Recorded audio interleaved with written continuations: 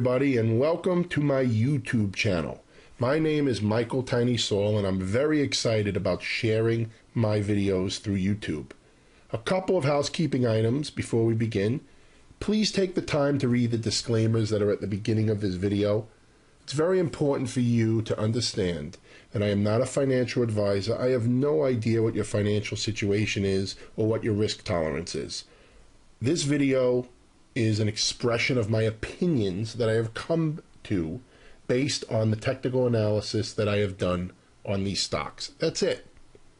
If you need to contact me, feel free to use tinymjs@gmail.com. Okay, before we dive into the 10 stocks, let me just say that today is March 20th, 2011, and there's a lot going on over in Libya. The allied nations are enforcing the no-fly zone, and Gaddafi is digging his heels in, saying it's going to be a long war, etc.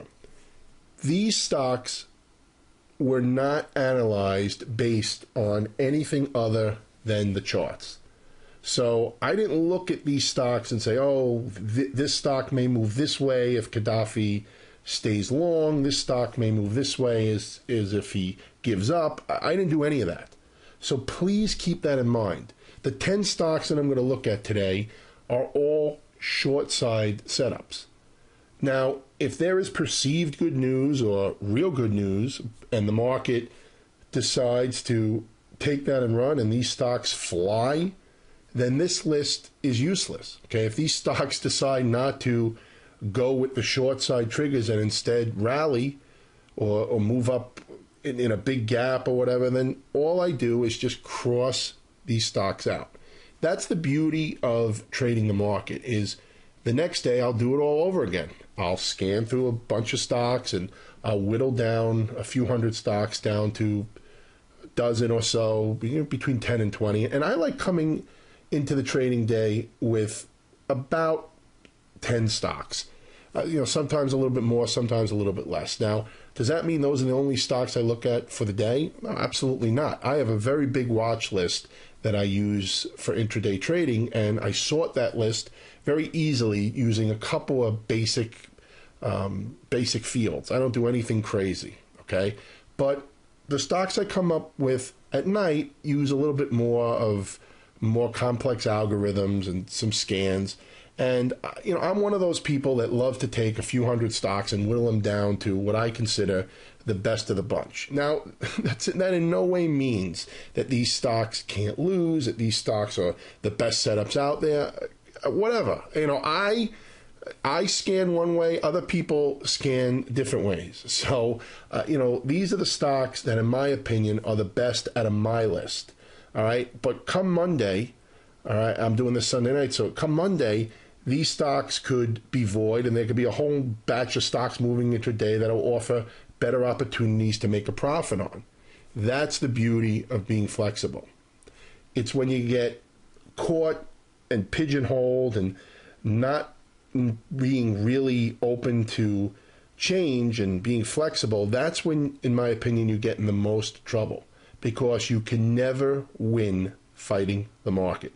You may win on the short term, you may get a little lucky, you may pick out those diamonds in the rough that are moving against the market, but in the long run, going with the market, all right, catching a ride on the market's move is, in my opinion, the best way. So you can come in with a bunch of setups and you can look for them to trigger, and that's great if they do, but I tend to get overwhelmed if I have 50 stocks that I'm looking at for the next day, okay?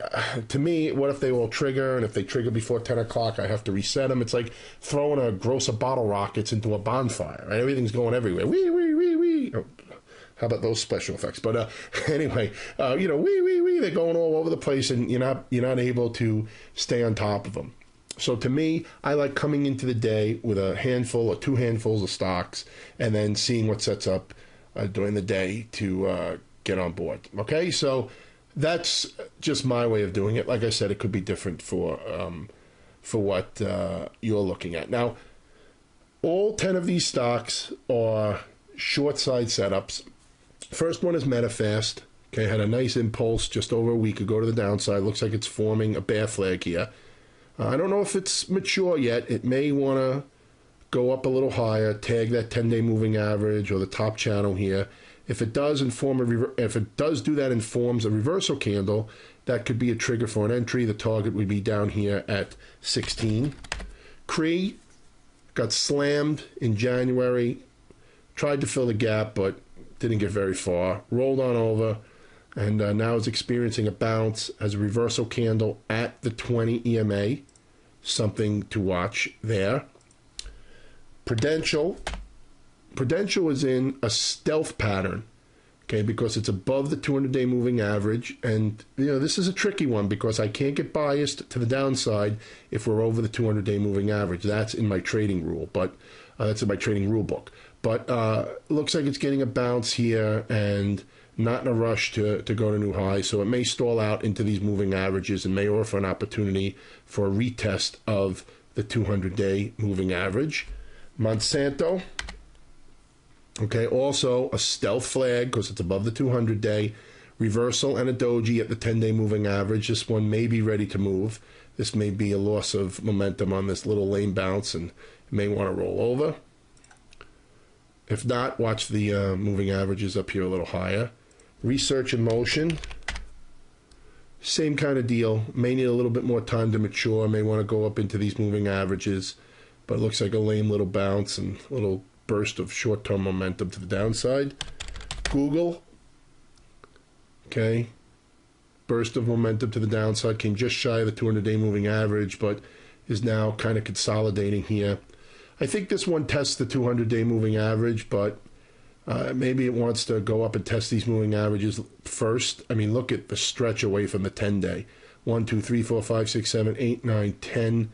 10 days without touching the 10-day moving average. I mean, this one may want to bounce into it, but I would watch that very carefully because if it sets up a reversal there, could be a quick trip back down to the 200-day moving average. Okay, we did research. MSTR. Whoops. Oh, what that was about. Oh, because I was on the different platform, sorry. MSTR and a little sideways consolidation. This one's been a beast. Very tough to fade this here, but it is in a consolidation. It did have the little doji, inside day doji, so this one may be looking to break as well. Watch the 50-day moving average as the first target. GHL, just pure ugliness. All right, complete waterfall down. Now in a little sideways consolidation. See if this one gets a bounce, or maybe it just stays sideways and then breaks to the downside. Watch that one. UIS, okay.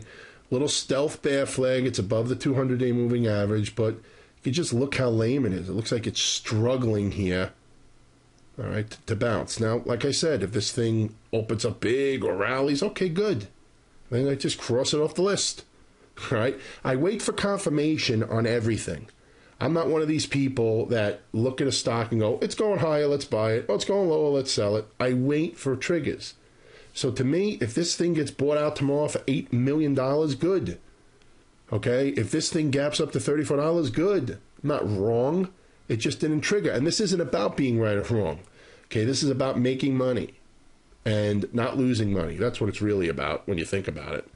Okay? So I wait for triggers. I wait for entries. HITT is another one. Same type of setup. Okay, it looks like a lame little flag here, stealth flag. Watch the 200-day moving average for the first target. Now, where do you put your stop losses? Well, it's very important that you try to place your stop loss where your analysis is wrong. So if you are looking at a setup that has a stealth bear flag and you're looking to get on when that stealth bear flag confirms, well, your stop should be above where you're wrong, where the stealth bear flag turns into something else. Anything that has stealth in the name, in my opinion, in other words, if you're looking to short while we're above the 200-day moving average, to me, gets a very tight stop trail. All right, if we're looking at short and it's above the 200-day moving average, as soon as it starts to show a profit, I look to trail stop losses as quickly as possible. It's the same thing if I'm looking at a long side trade below the 200-day moving average. Okay, I don't want to overstay my welcome. It's called stealth for a reason. It's called an opinion for a reason. Okay, I don't like to come in with a bias very often, but there are a couple of setups in my trading rule book that I like to come in with biases on.